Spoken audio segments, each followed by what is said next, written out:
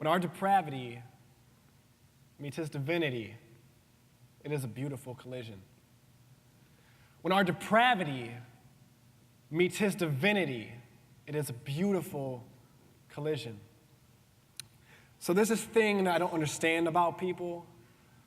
Like, why do people who hate what they do still wake up every single day to go do it?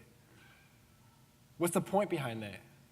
I mean, I read this stat that read that 70% of US employees are either not engaged or actively disengaged at work. Why? I thought we were supposed to love what we do. But how can we love what we do if we never give ourselves a chance to? See, we're all here with a purpose, right? We're supposed to serve in a certain way. We're supposed to do something. We're called to do something. So why are we doing nothing? Why are we waking up out of pure routine instead of pure urgency? You are here for a reason. And see, that reason isn't here for a season. No, it's here for a lifetime. And the key word right there is life. Because see, life requires you to be living. But yet so many of us are just focused on making an honest living, yet honestly, tell me, are you honestly living? Ask yourself that. No, seriously, ask yourself that. Because see, I was asked that recently. Then I was shortly after approached with the question, hey, Josh, why do you wake up in the morning? What's driving the car that you call your life? And where's it going? What's your motive? A motive? Wait, my motive, what? All right, let me... Motive. M-O-T-I-V-E. Moving on to increasingly vertical endings. How high do you want to climb? And for you, what's at the top? Because see, we're all asked that question growing up. So, what do you want to be when you grow up? What do you want to do? And see, in that moment, we're all taught to dream. And those desires that God placed in our hearts, they come alive and take shape so we can see them. But it's like as we grow older, we're all taught and told to just give it up and settle because it's just a dream. So those talents that make you special, right? The things that make you unique, the things that you're supposed to be cultivating now and throughout life, every single day, so that one day you can harvest the huge and beautiful blessing that God has personally handpicked and prepared for you. The thing that you've been called to do that no one else can do but you. The thing that can help you change people's lives. That thing, that dream, just give it up and settle for a simple 9 to 5. Or better yet, a major that would lead you to an ordinary job, working a 9 to 5, allowing you to just simply survive. But guess what? I don't want to survive. See, I want to live. And I heard it said best by Will Smith one night up late at 2 a.m. while I was writing a rap, watching some motivational YouTube clips. He said it like this. There's no need for a plan B because that would just distract you from plan A. Let me say that again. There's no need for a plan B because that would just distract you from plan A.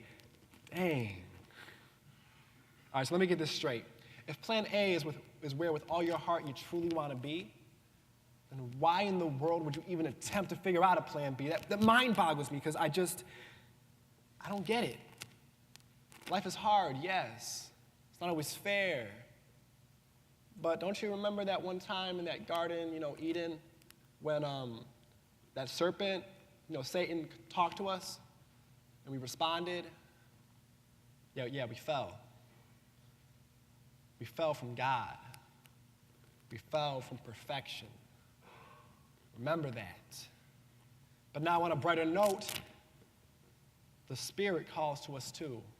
And we can respond to that as well. See, that's the beauty of free will. That's why God, yes, He gave us free will. He gave you your talents, but it's your job to develop the skill.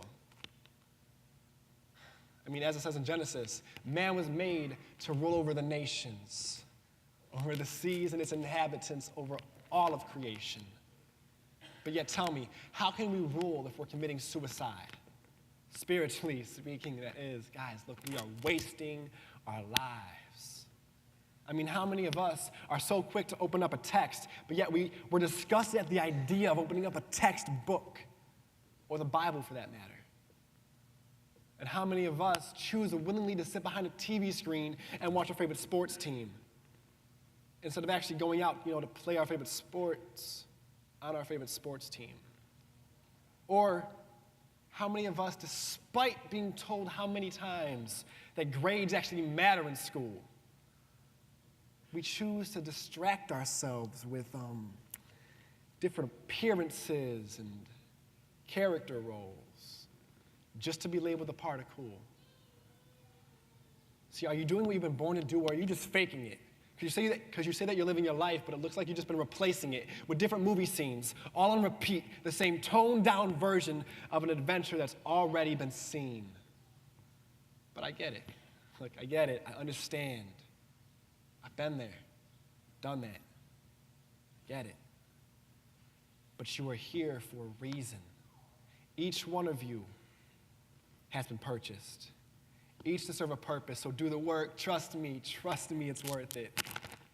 Figure out what awakens your heart, and then wake up, because those dreams that you return to as you sleep, they're real, not made up. It's said that the two greatest days in a person's life are, first, the day they're born, and second, the day they find out why. So let me ask you, why? Why are you here?